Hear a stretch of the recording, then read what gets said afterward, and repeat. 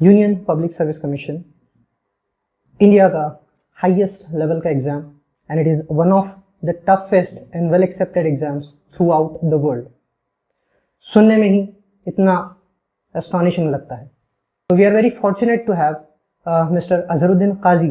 तो आइए बात करते हैं सर से रिलेटेड, इनकी जर्नी कैसी रही, किस तरह से ये पूरा प्रोसेस रहा, एक कॉमन स्टूडेंट से लेकर एक IAS ऑफिसर तक का जो जर्नी है, जो प्रोसेस है, वो किस तरह से रहा, वो हम देखते हैं।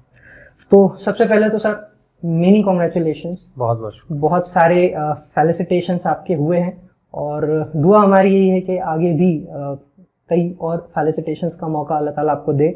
तो चलिए सर शुरू करते हैं। मेरा फर्स्ट जो क्वेश्चन है आपसे वो ये है कि जब जो इंडियन सोसाइटी में हम रहते हैं, यहाँ पर अक्सर ये रहता है कि पैदाइश से ही एक तरह का इन्फ्लुएंस चालू हो जाता है कि यस आपको इंजीनियरिंग में जाना है या मेडिकल में जाना है। सो सिविल सर्विसेज से रिलेटेड जो आपने डिसीजन लिया, so was it your own decision और it was influenced by your family और समवन एल्स, किसी और ने आपको काउंसिल किया था?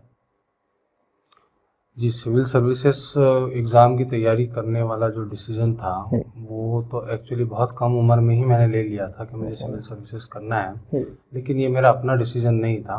ऑब्वियसली मैं उस वक्त बहुत ही मेरी कम उम्र थी, तो 2006 की ये बात है जब मेरा 12th में डिस्ट्रिक्ट में रैंक आया था कॉमर्स स्ट्रीम में। तो मेरे बहुत सारे फेलिसिटेशन प्रोग्राम हुए थे, जिनमें से एक बहुत ही खूबसूरत और यादगार जो प्रोग्राम हुआ था वो ज़िले के उस वक्त के superintendent of police IPS Abdurrahman साहब के हाथों हुआ था। और पहली बार मैंने जो है किसी IPS को देखा था और मेरे अंदर में जो है सिविल सर्विसेज करने की तमन्ना जागी थी। तो ये मेरा शुरू से जो था, मेरे फादर भी जो है इस तरफ उनका रुझान रहा था, क्योंकि उनकी भी कई मुलाकातें एडमिनिस्ट्रेशन से उस वक्त हुआ करती थी। तो मेरे फादर ने एम्फसाइज़ किया था कि तुमको जो है ग्रेजुएशन के बाद में सिविल सर्विसेज करना है, लेकिन 12th के उस पर्टिकुलर इंसिडेंट के बाद में जब मेरा फेलिसिटेशन हुआ तो मेरे अंदर भी ये तमन्ना जागी थी। माशाल्लाह। सर एक क्वेश्चन अब यहीं से मेरा अराइज होता है, आपने ये कहा कि 12th के रैंक के बेस पे आपने ये डिसीजन लिया था। सो 10th के बाद अक्सर अभी तक के टिल नाउ जो हमारा एजुकेशन सिस्टम है, अब तो खैर न्यू एजुकेशन पॉलिसी आई है, उसमें बहुत सारे चेंजेस हैं, कब इम्प्लीमेंट होती है उसका इंतज़ार रहेगा। सो 10th के बाद में हम जनरली अपनी स्ट्रीम्स को डिसाइड करते हैं, साइंस या कॉमर्स। तो 10th के बाद में कॉमर्स लेने का आपने डिसीजन किन बेसिस पे लिया था? असल में 10th के बाद में कॉमर्स का जो डिसीजन है वो भी मेरा अपना डिसीजन नहीं था, वो एक फ़्लो के साथ में मुझे बहना पड़ा था, यूँ कहें तो ज़्यादा बेहतर है।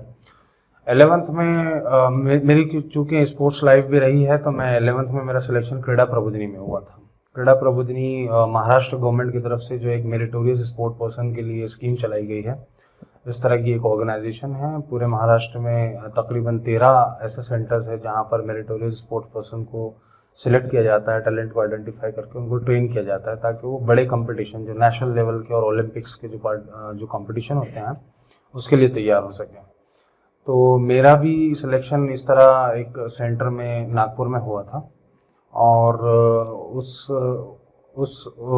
वो जो प्रोसेस होता है सिलेक्शन का स्पोर्ट्स पर्सन का, तो उसमें एक वाइवा होता है। तो वाइवा में मुझसे पूछा गया था कि आप क्या परस्यू करना चाहेंगे आगे, कौन से स्ट्रीम में। तो मैं शुरुआत से एकेडमिक में भी अच्छा रहा था, तो मेरा रुझान भी साइंस था जैसे दीगर तलबात का होता है, लेकिन उस वक्त मुझे ये कहा गया कि साइंस में जो है बहुत सारे प्रोजेक्ट्स होते हैं, बहुत सारे प्रैक्टिकल्स होते हैं, तो ये आपके लिए प्रैक्टिकल नहीं होगा कि आप जो है अपनी स्पोर्ट्स लाइफ के साथ में एकेडमिक्स में भी जो है बहुत ज़्यादा ध्यान दे पाएँ। तो उन्होंने मुझे सजेस्ट किया था कि आप जो है कॉमर्स ले सकते हैं या तो आप आर्ट्स में भी जा सकते हैं, वो आपके लिए ज़्यादा बेहतर रहेगा एक स्पोर्ट्स और एकेडमिक का जो बैलेंस है वो बनाने के हिसाब से। तो इस तरह से मुझे कॉमर्स चुनना पड़ा जी। सो बेसिकली ये कहा जा सकता है कि up till 10th standard SSC standard तक आप स्पोर्ट्स से बहुत ज़्यादा इन्फ्लुएंस थे और आप मतलब कहीं ना कहीं उसमें आगे अपना करियर परस्यू करना चाहते थे या उसमें अपनी पहचान बनाना चाहते थे? जी, SSC तक तो था ही, मैं बहुत ज़्यादा एक्टिवली 12th तक इंगेज रहा हूँ। 12th में भी इनफैक्ट मैंने नेशनल खेला है और उसके साथ में मेरे डिस्ट्रिक्ट में कॉमर्स में रैंक भी आई है। तो एक अच्छा बैलेंस जो है अल्हम्दुलिल्लाह मैंने 12th में भी मेंटेन किया है। उसके अलावा जब मैं ग्रेजुएशन कर रहा था तो ग्रेजुएशन में भी मैंने इंटर यूनिवर्सिटी टूर्नामेंट खेली है। मैं अमरावती यूनिवर्सिटी से कलर कोच हूँ हैंडबॉल। माशाल्लाह। एक अनप्लान्ड क्वेश्चन मैं आपके सामने रखता हूँ। जैसे कि हमारी बात चल रही है, आपने कहा कि आप 12th में स्पोर्ट्स में बहुत एक्टिवली इन्वॉल्व थे और बावजूद उसके आपने 12th में मेरिट रैंक अचीव किया। आप ये बैलेंस किस तरह मेंटेन कर पाए? शुरुआत से जो था सब कुछ चीज़ें प्लान करने की मुझे आदत थी और मैं छोटे छोटे टारगेट्स अपने लिए सेट करता था। उसी तरह मैं डेली बेसिस के ऊपर मैं अपना एक टाइम टेबल बना लिया करता था कि मेरी स्टडी आवर्स इतने होंगे और उसके अलावा मैं खेल पर इतना टाइम दूंगा। तो इस तरह से मैंने मैनेज किया है चीज़ों को। जब आपने डिसाइड कर लिया कि मतलब उससे पहले ये मैं पूछना चाहूँगा कि ऐसा कौन सा वो मूवमेंट था जिसको हम कहते हैं ना द मोमेंट ऑफ लाइफ, जहाँ पर आपने बस ये डिसाइड कर लिया कि अब यही एक काम करना है, बस अब आईएएस की ही तरफ जाना है, सिविल सर्विसेज की ही तरफ जाना है, वो कौन सा मोमेंट था आपकी लाइफ का?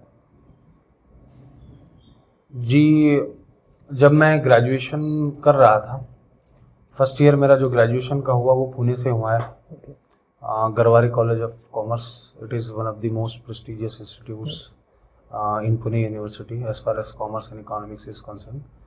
तो 12वीं की रैंक के हिसाब से मेरा वहाँ पर सिलेक्शन हुआ था, उस कॉलेज में मुझे अलॉटमेंट मिला था।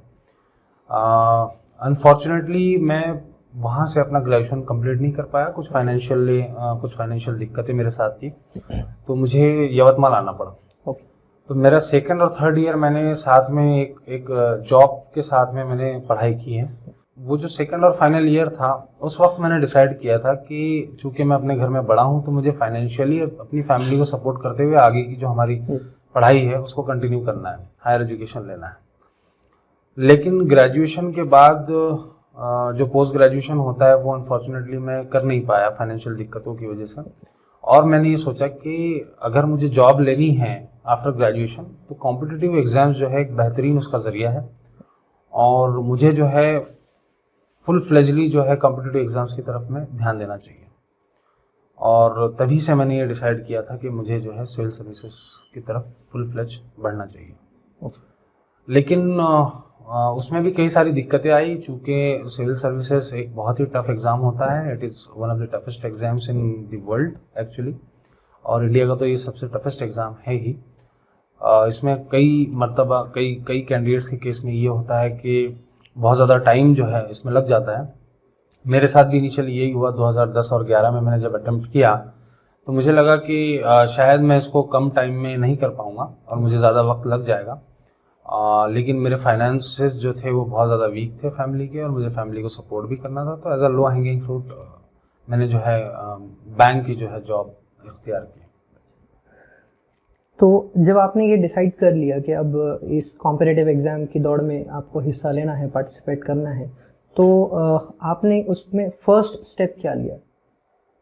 जो कॉम्पिटिटिव की तरफ था वो आपका फर्स्ट स्टेप क्या रहा? मतलब क्या आपने कोई इंस्टीट्यूट प्रीफर किया उसके लिए, या आपने सेल्फ स्टडी उसके लिए स्टार्ट किया, सेल्फ मोटिवेट होके आपने मटेरियल गैदर करना स्टार्ट किया? किस तरह से बिगिनिंग किया? जब मैंने डिसीजन लिया कि मुझे सिविल सर्विसेज की इम्तिहान की तैयारी करना है तो मैंने इसके ऊपर कुछ रिसर्च की कि मैं कहाँ से करूँ, कहाँ से गाइडेंस मिल सकता है, क्योंकि उस वक्त गाइडेंस की भी बहुत ज़्यादा कमी थी। और ख़ास करके हमारे जैसे जो यवतमाल से या इस तरह के रूरल बैकग्राउंड से जो बच्चे आते हैं उनके लिए गाइडेंस की उस वक्त बहुत ज़्यादा कमी थी। आज तो अल्हम्दुलिल्लाह जो है इंटरनेट पे हर सारी चीज़ें अवेलेबल है। मैं उस वक्त मुझे जामिया हमदर्द और जामिया मिलिया इस्लामिया के बारे में पता चला कि मिनिस्ट्री ऑफ माइनॉरिटी अफेयर्स की तरफ से यहाँ पर एक स्कीम चलाई जाती है जहाँ पर माइनॉरिटीज़ SC ST जो कैंडिडेट्स होते हैं उनको सिविल सर्विसेज के इम्तिहान के लिए ट्रेन किया जाता है फ्री ऑफ कॉस्ट। तो चूँकि मैं प्राइवेट कोचिंग का जो एक्सपेंडिचर है वो तो बेयर नहीं कर सकता था, तो मैंने किसी भी तरह की प्राइवेट कोचिंग इस दौरान में नहीं ली और मैं सीधे हमदर्द स्टडी सर्कल गया। हमदर्द स्टडी सर्कल का मैंने एक इम्तिहान दिया। वहाँ पर 50 सीटें हुआ करती थी उस वक्त ऑल ओवर इंडिया। उसका एक टेस्ट होता था और बाकायदा एक सिलेक्शन प्रोसेस के थ्रू मेरा वहाँ पे दाखिला हुआ।